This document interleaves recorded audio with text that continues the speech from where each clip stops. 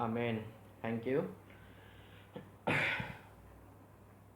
आप सभी को जय मसीह की और आपका स्वागत है आज की प्रार्थना में। हम हर संडे सुबह 10 बजे ऑनलाइन गूगल मीट के ज़रिए मिलते हैं। आप आते हैं, अच्छा लगता है और आप अपने साथ अपने परिवार वालों को, अपने दोस्तों को भी इनवाइट कर सकते हैं। एक छोटी सी बात मैं आपसे पूछना चाहता हूँ। आपको वैसे बता भी दिया गया था पहले कि आज वचन किस चीज़ पे है, क्या आज का वचन का थीम है, क्या टॉपिक है। ऐसी एक कौन सी चीज़ है या शैतान का सबसे मजबूत या शैतान का सबसे शक्तिशाली या कह सकते हैं शैतान का सबसे पसंदीदा हथियार वो कौन सा है जिसको इस्तेमाल करके वो मनुष्य जाति में पाप को लाता है, अनंत जीवन को मनुष्य जाति से छीन लेता है, स्वर्ग के राज्य को मनुष्य जाति से छीन लेता है, अलग अलग किस्म के पापों को मनुष्य जाति के द्वारा करवाता है। या ऐसा कौन सा हथियार है शैतान का जिसको वो सबसे ज़्यादा इस्तेमाल करके मनुष्य जाति को अपने रास्ते से भटका देता है? आप में से कोई बताएगा?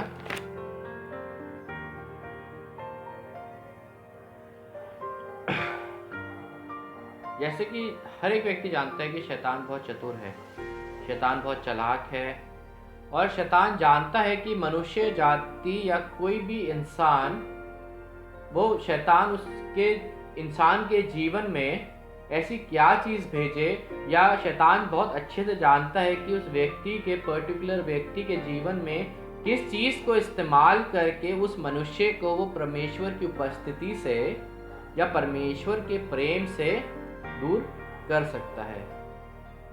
और आज का जो वचन है वो हम दो भाग में देखेंगे। सबसे पहले मैं आपको बता देता हूँ कि वो कौन सी चीज़ है। शैतान का सबसे अच्छा और शैतान का सबसे ज़्यादा इस्तेमाल किए जाने वाला जो हथियार है वो है धन, दौलत और पैसा। धन, दौलत और पैसे को इस्तेमाल करके शैतान ने कितनी बार कितने लोगों को परमेश्वर से दूर कर दिया और कितने बार इस्तेमाल करके मनुष्यों से उनके स्वर्ग जाने का अधिकार, अनंत जीवन के अधिकार तक को छीन लिया। पैसा, दौलत, शोहरत, धन, दौलत, इन सब का इस्तेमाल करके शैतान मनुष्य जाति को भ्रष्ट कर देता है, उनका दिमाग को भ्रष्ट कर देता है या उनको नर्क की तरफ ले जाता है। आज के वचन को हम दो भाग में पढ़ेंगे, जानेंगे। एक भाग पहला आज हम ये देखेंगे कि कैसे बाइबल में शैतान ने पैसों का इस्तेमाल करके, कुछ उदाहरण हम देखेंगे कैसे शैतान ने बाइबल में पैसों का इस्तेमाल करके मनुष्य जाति को अनंत जीवन पाने से दूर कर दिया, स्वर्ग से दूर कर दिया, परमेश्वर के प्रेम से मनुष्य को दूर कर दिया।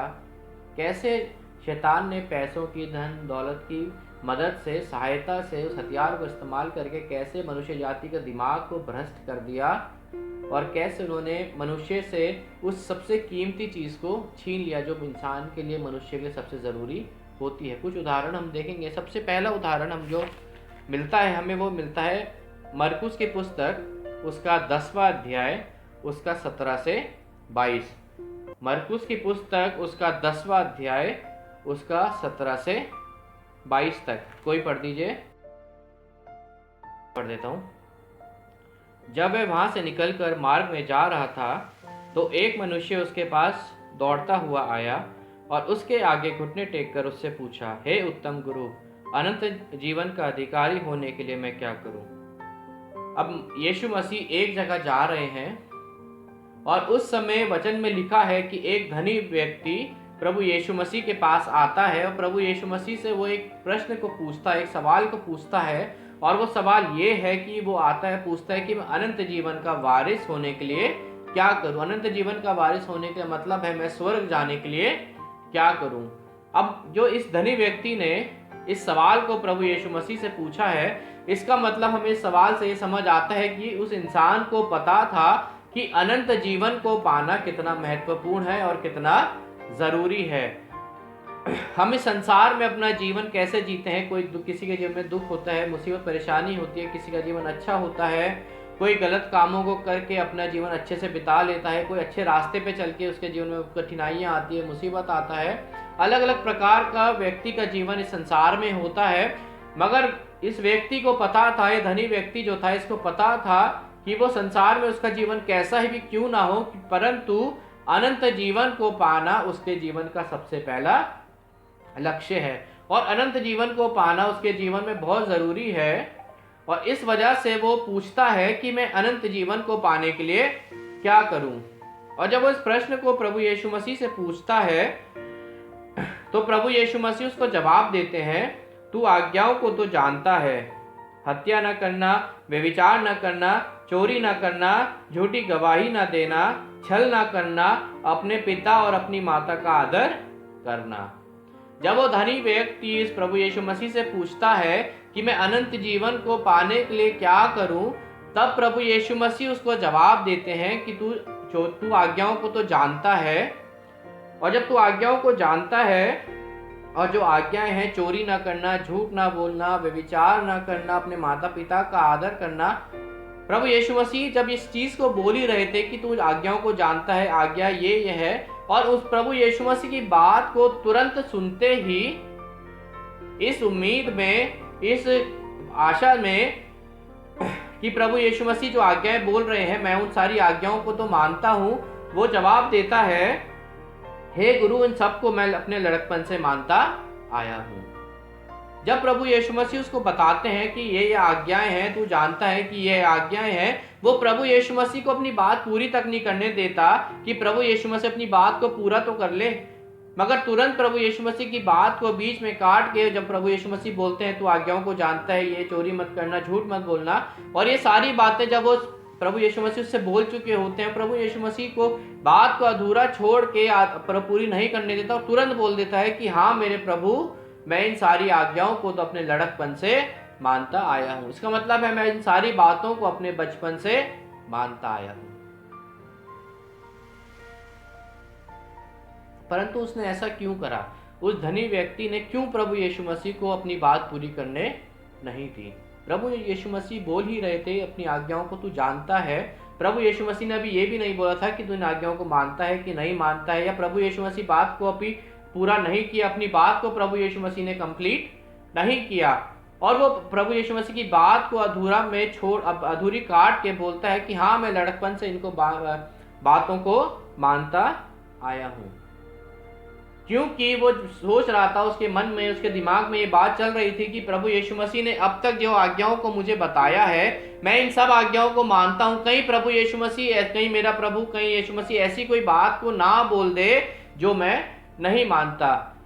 क्योंकि वो चोरी नहीं करता था, वो झूठ नहीं बोलता था, वो अपने माता पिता का आदर करता था। वो धनी व्यक्ति, एक अच्छा व्यक्ति कह सकते हैं कि एक अच्छा व्यक्ति वो था, और जो प्रभु यीशु मसीह आज्ञाओं को बता रहे थे उन सारी आज्ञाओं को मानता था, मगर उसके दिमाग में ये भी चल रहा था कि कहीं कोई प्रभु यीशु मसीह ऐसी बात ना बोल दे जो बात मैं नहीं मानता, या जिस आज्ञा को मैं नहीं मानता कहीं प्रभु यीशु मसीह कोई ऐसी बात ना बोल दे। इस वजह से वो प्रभु यीशु मसीह की बीच में बात को काट के बोल देता है कि हे स्वामी, मैं तो इन सारी बातों को मानता हूँ। मगर हमारा प्रभु बहुत भला है, हमारा प्रभु हृदय को और जानने वाला प्रभु है, हमारे मनों को जानने वाला वो है प्रभु। वो हर एक व्यक्ति को व्यक्तिगत रूप से जानता है, आपको और मेरे को उसने रचा है। वो जानते हैं कि आपके और मेरे जीवन में क्या चल रहा है, आपके और मेरे दिमाग में हम क्या चीज़ सोच रहे हैं, आपके और मेरे हृदय में क्या बात चल रही है।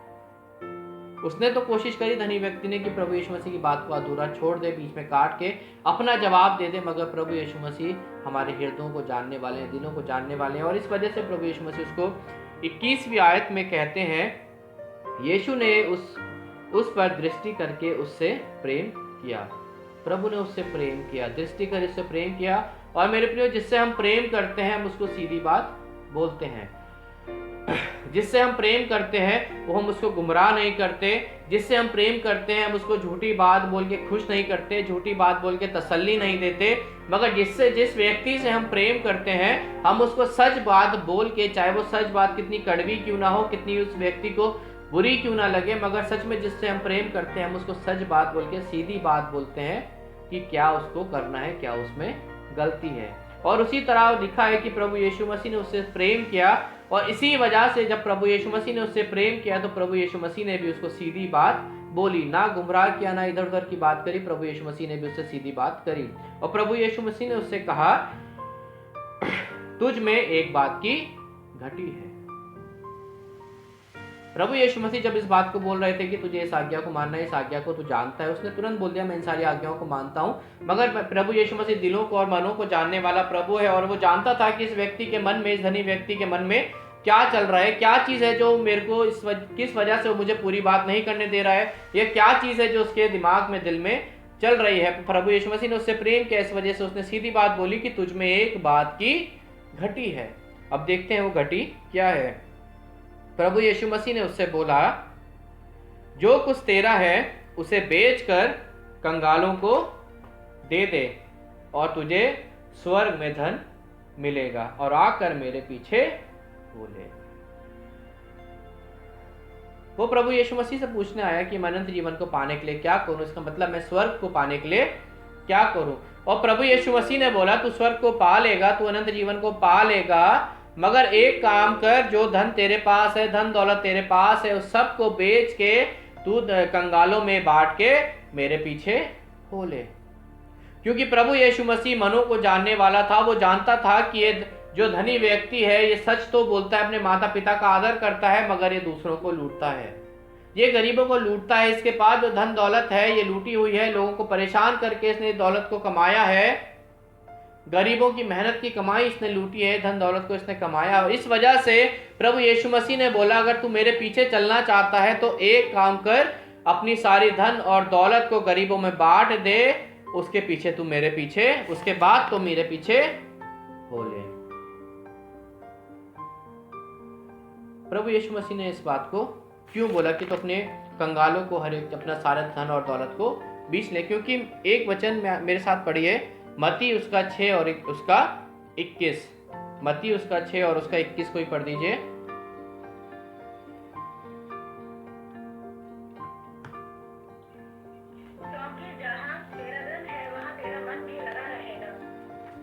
हालेलुया। प्रभु यीशु मसीह ध्यान से सुनिएगा। प्रभु यीशु मसीह दिलों को और मनों को हमारे जानने वाले प्रभु हैं।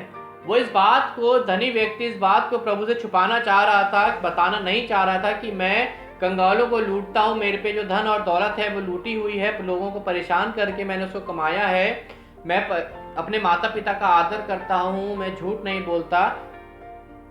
ये सारी बातें वो मानता था, मगर एक बात में उसमें कमी थी, वो जो प्रभु यीशु मसीह को पता चल गई थी कि ये धन की लालच इसके अंदर है, ये लूटता है गरीबों को ताकि इसके पास धन इकट्ठा हो जाए। और इसी वजह से प्रभु यीशु मसीह ने उस धनी व्यक्ति को बोला, तू मेरे पीछे आना चाहता है, तुझे अनंत जीवन चाहिए, तुझे अनंत जीवन मिलेगा, तुझे स्वर्ग में जाने का रास्ता मैं बताऊंगा। और वो रास्ता ये है कि तू अपने सारे धन और दौलत को गरीबों में, कंगालों में दे दे, उसको बेच के कंगालों में बेच दे, बांट दे, उसके बाद तू मेरे पीछे हो ले तो तुझे स्वर्ग का राज्य और अनंत जीवन जरूर मिलेगा।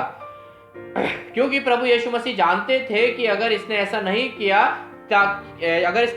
किया तो वो शारीरिक रूप में तो मेरे साथ रहेगा, मगर उसका जो दिमाग है वो अभी भी अपने उसी जगह पे रहेगा जहाँ पे उसका धन है। क्योंकि वचन कहता है, जहाँ पे तेरा धन होगा वहां पे तेरा मन होगा। प्रभु यीशु मसीह जानते थे अगर ये व्यक्ति, धनी व्यक्ति शारीरिक रूप से भी मेरे पीछे हो ले, परंतु वो मानसिक रूप से अपने उसी जगह होगा, अपने धन के पास, उसका दिमाग अपने धन संपत्ति में लगा रहेगा।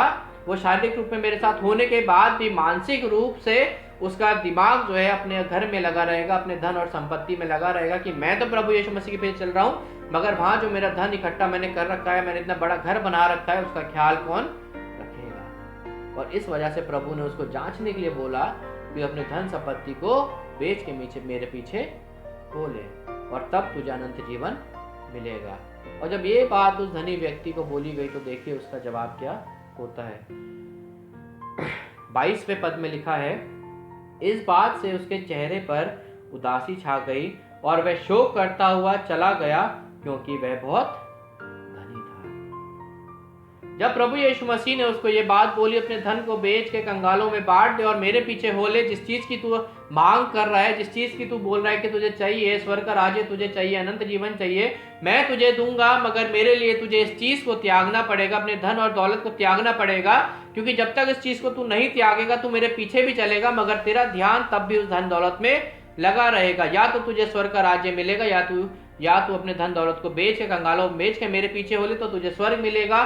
जो धन तूने जहाँ संसार में जमा कर रखा है उससे बढ़कर धन मैं तुझे स्वर्ग में दूंगा।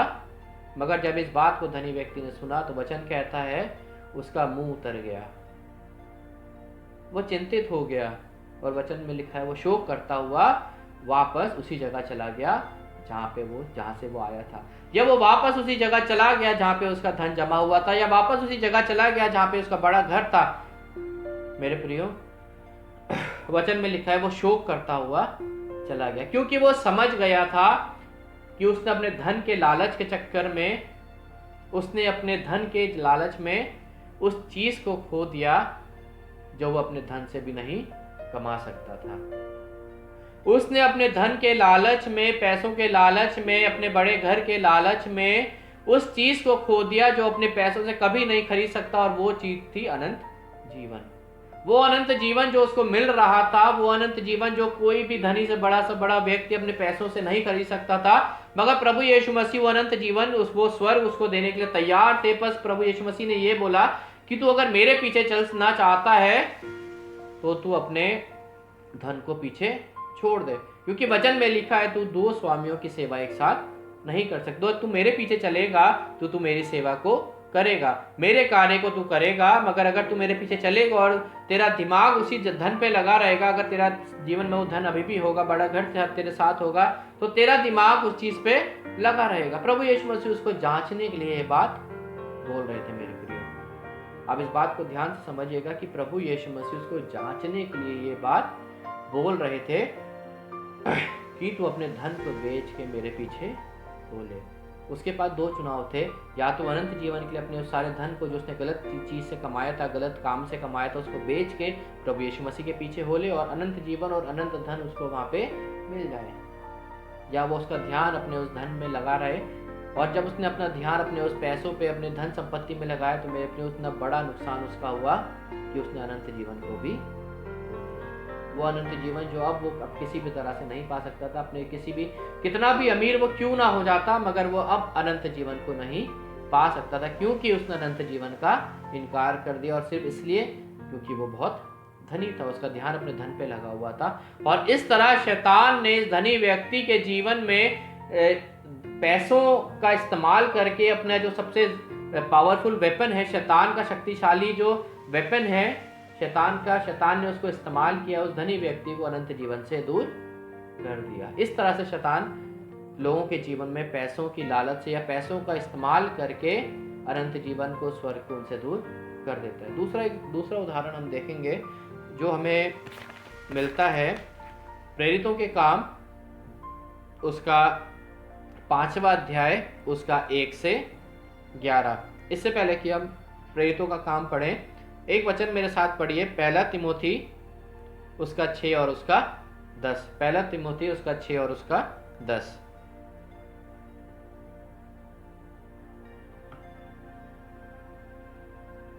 पहला तिमोथी उसका 6 और उसका 10।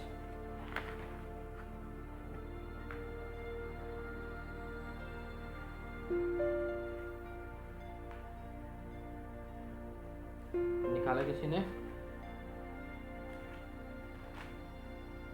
चलिए मैं पढ़ देता हूँ। 1 तिमोथी उसका 6 और उसका 10।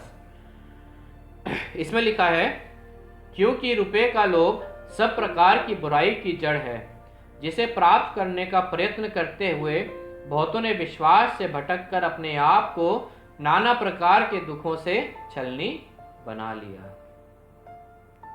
रुपए का जो लोभ होता है, पैसे का, दौलत का, धन का जो लालच होता है, वो व्यक्ति को अलग अलग प्रकार के पापों में डाल देता है, जिस वजह से वो उस पापों के द्वारा प्रभु की उपस्थिति से दूर हो जाते हैं, अपने आप को उन पापों के द्वारा प्रभु की उपस्थिति से दूर करते हैं। उसके बाद शैतान उसी धन के लालच के द्वारा, उसी धन को एक हथियार के रूप में इस्तेमाल करके पूरी तरह से मनुष्य जाति के, इंसान के जीवन में पाप को लाता है, जिस पाप के द्वारा वो अनंत जीवन को और स्वर्ग के राज्य को भी खो देते हैं। अब मेरे साथ निकालिए प्रेरितों के काम, उसका 5वां अध्याय, उसका 1 से 11 तक। कोई पढ़ देगा जिसने निकाल दिया है? जल्दी।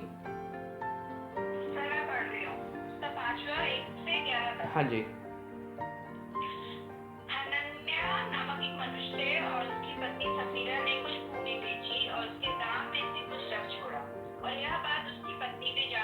और उसका एक एक भाग लाकर प्रेरितों के पास के आगे रख दिया। पतरस ने कहा है कि हनन्याह, शैतान ने तेरे मन में यह बात क्यों डाली कि तू पवित्र आत्मा से झूठ बोले और भूमि के दाम में से कुछ रख छोड़े। जब तक वो तेरे पास रही क्या तेरी ना थी, और जब तक दी गई तो क्या तेरे वश में ना थी? तूने ये बात अपने मन में क्यों विचारी? तू मनुष्यों से नहीं परंतु परमेश्वर से झूठ बोला है तूने। ये बातें सुनते ही हनन्याह गिर पड़ा और प्राण छोड़ दिए, और सब सुनने वालों पर बड़ा भय छा गया। फिर जवानों ने उठकर उसकी अर्थी बनाई और बाहर ले जाकर गाड़ दिया। लगभग 3 घंटे के बाद उसकी पत्नी, जो कुछ हुआ था ना जानकर भीतर आई। तब पतरस ने उससे पूछा, मुझे बता, क्या तुमने वह भूमि इतने में ही बेची थी? उसने कहा, हाँ, इतने में। पतरस ने उससे कहा, यह क्या बात है कि तुम दोनों ने प्रभु की आत्मा की परीक्षा के लिए काम किया? देख, तेरे पति के गाड़ने वाले द्वार ही पर खड़े और मुझे भी बाहर ले जाएंगे। तब वह तुरंत उसके पांव पर गिर पड़ी और प्राण छोड़ दिए, और जवानों ने भीतर आकर उसे मरा पाया और बाहर ले जाकर उसके पति के पास गाड़ दिया। सारी कलीसिया पर इस बातों के सब सुनने वालों पर भय छा गया। हालेलुया। अब ध्यान से सुनिएगा। पहला हमने देखा कि कैसे शैतान ने उस धनी व्यक्ति के जीवन में काम किया, पैसों का इस्तेमाल करके उसको अनंत जीवन से दूर कर दिया। अब दूसरा हम ये देखेंगे उदाहरण हनन्याह और सफीरा का। हनन्याह और सफीरा के उदाहरण से पहले मैं आपको बताता हूँ, ये समय जब प्रभु यीशु मसीह को सूली पे चढ़ा दिया गया था। उसके बाद प्रभु यीशु मसीह के चेले प्रेरित जब प्रभु यीशु मसीह के बताए हुए रास्ते पे चल रहे थे, उसके कार्य को कर रहे थे, तो एक समय ऐसा आया जब जितने लोग सेवकाई कर रहे थे या जो लोग कलीसिया से जुड़े थे, वो अपनी सारी चीज़ों को बेचकर पैसा एक जगह लाते थे ताकि हर एक मनुष्य की आवश्यकता के अनुसार उसकी ज़रूरत पूरी हो सके। और जब हनन्याह और ऐसे यही काम बहुत से लोग कर रहे थे और भी कर चुके थे पहले, बहुत लोग अपने घर को, ज़मीन को बेच के पैसे लाते थे ताकि हर एक की ज़रूरत उनकी आवश्यकता के अनुसार पूरी करी जाए। और अब समय आया हनन्याह और सफीरा का, उनके पास एक भूमि थी, और अब समय आया हनन्याह और सफीरा का कि वो उस भूमि को बेच के, उसी तरह जैसे बाकी लोग पैसे जो ज़मीन बेच के पैसे मिल रहे थे उसको परमेश्वर यीशु मसीह के दास के पास, प्रेरितों के पास लाते थे ताकि वो उसका सही से इस्तेमाल कर सके। और जब हनन्याह और सफीरा के समय आया तो वचन में लिखा है कि हनन्याह और उसकी पत्नी सफीरा इस बात से सहमत थे। इन दोनों ने मिलके एक काम करा। वचन में लिखा है कि उनके पास एक ज़मीन थी जिसमें से उन्होंने पूरी ज़मीन को ना बेचकर उसका एक भाग बेचा, और जो पैसे उनको एक भाग को बेचकर मिले उसमें से भी वो कुछ पैसों को लेके प्रभु यीशु मसीह के दास के पास लाते हैं, जहां पे हर एक व्यक्ति अपनी पूरी ज़मीन को बेच के उससे मिलने वाले पूरे पैसे को यीशु मसीह के दास के प्रेरितों के पास लाते थे ताकि हर एक की ज़रूरत पूरी हो सके। वहीं दूसरी तरफ हनन्याह और सफीरा दोनों इस बात में मिले हुए थे। उन्होंने प्रभु यीशु मसीह को धोखा दिया, प्रभु यीशु मसीह के प्रेरितों को धोखा दिया, और जो ज़मीन उनके पास थी उस ज़मीन का एक छोटा सा भाग उन्होंने बेचा, और उस छोटे से भाग में से भी जो पैसा उनको मिला उस पैसे का भी एक भाग लेके वो प्रेरितों के पास लाते हैं। मगर जैसे मैंने आपको बताया कि प्रभु यीशु मसीह तो हृदयों को जांचने वाला है, हमारी सोच से परे है, हमारी सोच को वो जानता है। और इसी प्रभु यीशु मसीह ने अपने दास को ये बात बता दी कि हनन्याह और सफीरा जो धोखा कर रहे हैं, जो ज़मीन उन्होंने बेची है पूरी ज़मीन नहीं बेची, और जो पैसा भी उनको मिला उन्होंने वो पूरा पैसा भी भवन में नहीं लाए। और इस वजह से प्रभु यीशु मसीह के दास ने उससे सबसे पहले हनन्याह आता है उस पैसों को लेकर प्रभु यीशु मसीह के दास के पास, और दास उससे पूछता है कि क्या तूने अपनी ये जो पैसे तू ला रहा है ये पूरे पैसे हैं जो तूने ज़मीन बेच के लाया है? प्रभु यीशु मसीह का दास इस बात को जानता था कि प्रभु यीशु मसीह से और उसने प्रभु यीशु मसीह के प्रेरितों से धोखा किया है, उसने पूरी ज़मीन को नहीं बेचा, पूरे पैसे नहीं लाया। मगर इसके बाद भी वो हनन्याह से पूछता है कि क्या ये पूरा पैसा है, क्योंकि प्रभु यीशु मसीह अपने दास के द्वारा हनन्याह को एक मौका और देना चाहते थे कि अपनी गलती को मान ले, ताकि वो जो अब इसको सजा मिलने वाली है वो सजा इसको ना मिले। प्रभु यीशु मसीह हमेशा हमें मौके देते हैं कि हम अपनी गलती को मान ले, सुधार ले। और वैसे ही हनन्याह के जीवन में एक मौका प्रभु यीशु मसीह अपने दास के द्वारा दे रहे थे। इस वजह से उन्होंने प्रभु यीशु मसीह ने दास को बोला कि इससे पूछ ले कि यार जो जितना पैसा ये लाया है क्या ये पूरा है। और हनन्याह ने वहां पे फिर से झूठ बोला। सबसे पहली गलती, सबसे पहला पाप उसने करा, उसने धोखा दिया प्रभु यीशु मसीह को। उसके साथ साथ जब उसने धोखा दिया, उसके साथ साथ उसने और भी पापों को किया। एक पाप और उसने किया कि उसने पवित्र आत्मा से झूठ बोल दिया। पवित्र आत्मा से, प्रभु यीशु मसीह से, प्रेरित से, सबसे उसने झूठ बोला।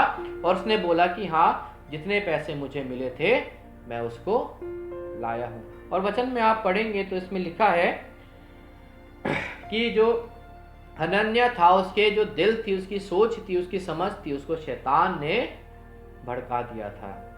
शैतान ने उसको उकसाया था कि वो पूरी जमीन को ना बेचे। शैतान ने उसको उकसाया था कि वो पूरी जितना पैसा उसको मिला है उसको उसमें से भी कुछ पैसा वो प्रेरितों के पास ला सके। क्योंकि शैतान उसको उकसा रहा था, उसको दिमाग को करप्ट इस तरह से कर रहा था कि उसके दिमाग में उसने डाउट को डाल दिया था। हनन्याह के दिमाग में शैतान ने डाउट डाल दिया था, संदेह डाल दिया था कि क्या जिसके पीछे चल रहे हैं, क्या जिसके कार्य के लिए, प्रभु यीशु मसीह के कार्य के लिए अपनी पूरी जमीन को बेच के लोग जैसे बाकी लोग ला रहे हैं, क्या वो सच में वर्थी भी है इस चीज का।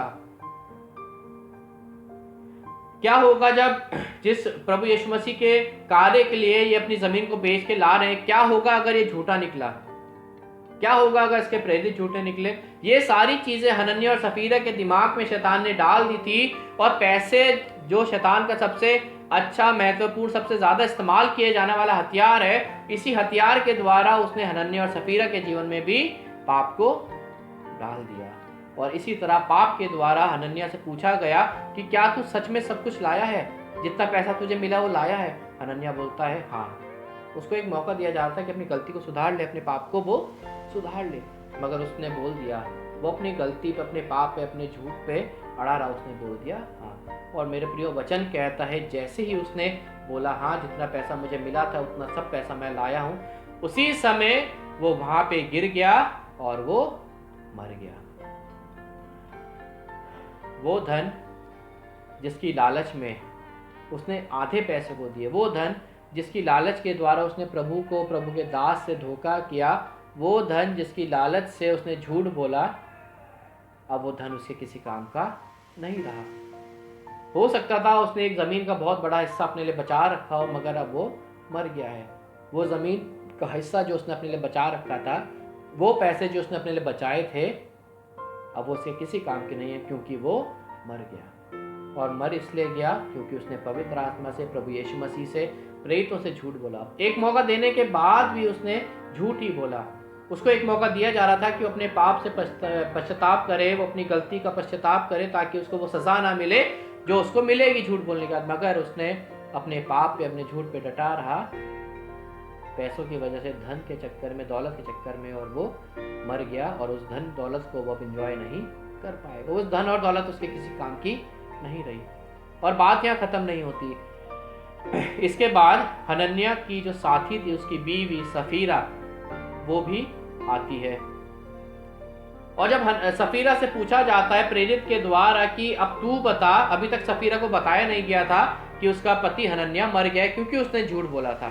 और जिस तरह से एक मौका हनन्याह को दिया जा रहा था, उसी तरह से एक मौका सफीरा को भी दिया जा रहा था कि अब तू बता कि क्या जितना धन तुम्हें मिला था वो पूरा धन तुम यहाँ पे लाए हो। मेरे प्रियो, एक और मौका अपने पाप से पश्चाताप करने का, अपनी गलती को मानने का। मगर सफीरा जैसे हनन्याह अपने पाप में डटा रहा, उसका ध्यान अपने पैसों पे लगा, धन दौलत पे लगा कि मैं अपने लिए कुछ बचा लेता हूँ, अब मेरे आगे के लिए काम आएगा।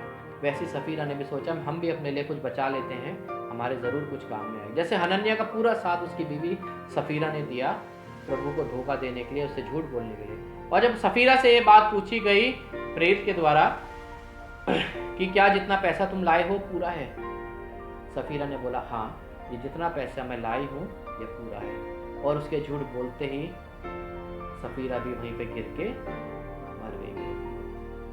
वो धन, वो दौलत, वो पैसा जो उन्होंने अपने भविष्य के लिए बचाया था, अब उनका भविष्य ही नहीं रहा, कि जिससे वो अपने भविष्य में अपने पैसों को इस्तेमाल कर ले।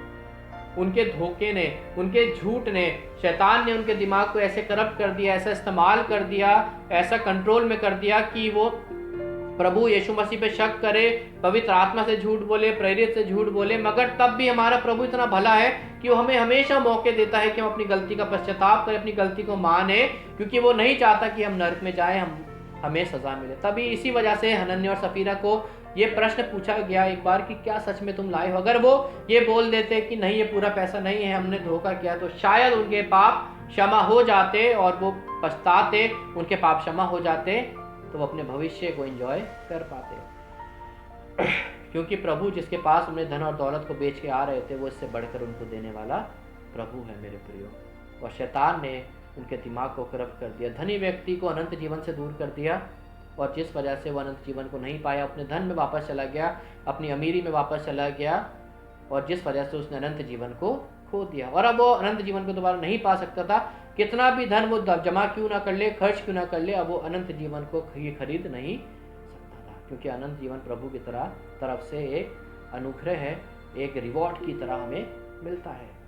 और प्रभु यीशु मसीह ने उसको इतनी बात भी बोली कि मैं तुझे स्वर्ग में धन दूंगा, तुझे अनंत जीवन चाहिए, मैं तुझे दूंगा, बस तू अपने इस धन दौलत को बेच के चले आ जा और मेरे पीछे हो ले। वो परखा जा रहा था।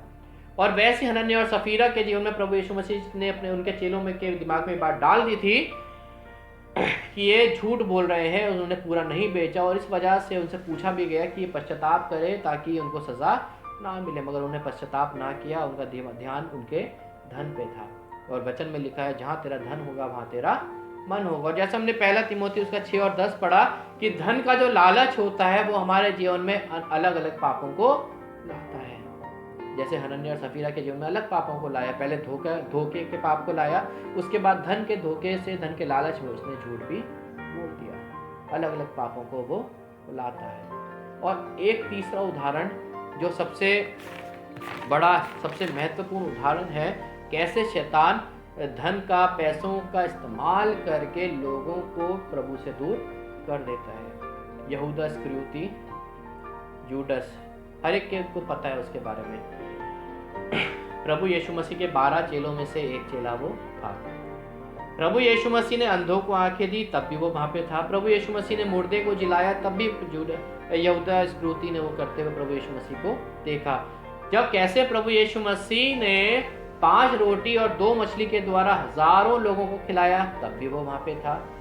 प्रभु यीशु मसीह ने कितने आश्चर्य कर्मों को करा, हर एक को वो देख रहा था, हर एक चीज उसको पता थी। वो जानता था कि पैसों का लालच बहुत बुरी चीज है, और यह पैसा एक चीज है जो शैतान सबसे ज्यादा इस्तेमाल करता है लोगों को प्रभु से दूर होने के लिए। और वो ये भी बात जानता था, वचन में लिखा है जहां तेरा धन होगा वहां तेरा मन होगा।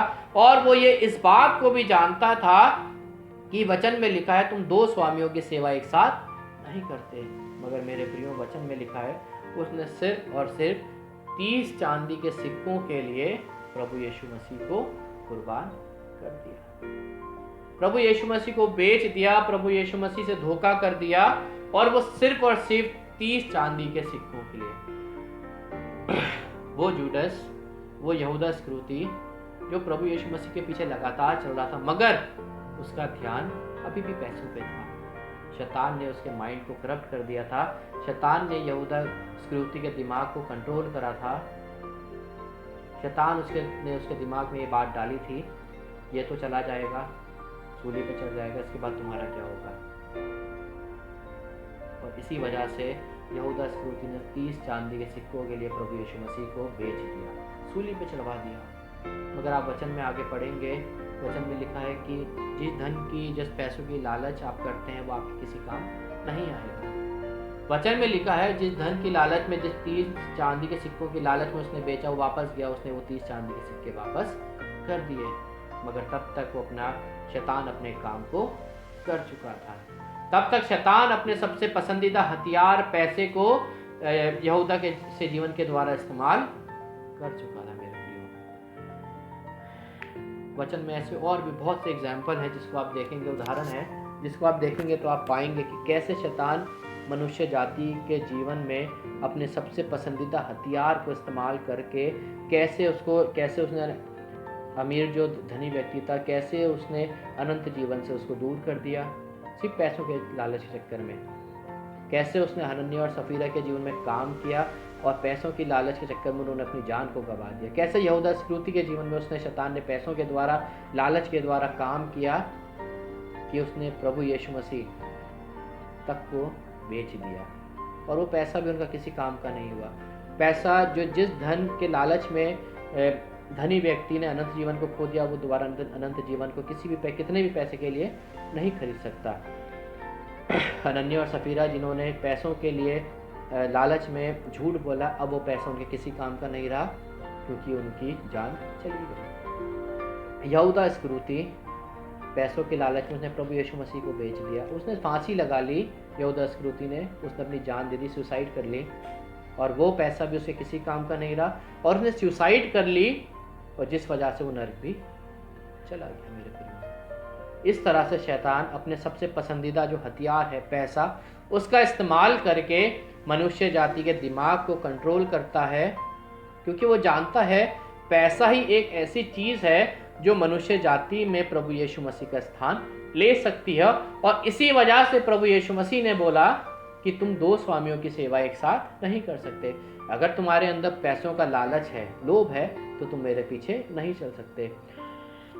इसका मतलब ये नहीं है कि धनी होना एक श्राप है। आगे वर्जन में आपको कभी बताऊंगा कि धनी होना एक श्राप नहीं है। अगर आपके पास धन है तो इसका मतलब ये नहीं है कि आप श्रापित हैं, नहीं। मैं आपको बताऊंगा कि धनी होना एक श्रापित नहीं है। प्रभु यीशु मसीह के द्वारा आशीष भी एक धन के रूप में हमें मिलती है, मगर हम उस आशीष का इस्तेमाल कैसे करते हैं? क्या हम जो आशीष प्रभु यीशु मसीह की तरफ से हमें मिलती है, क्या हम उस आशीष को प्रभु यीशु मसीह का स्थान तो नहीं देते थे?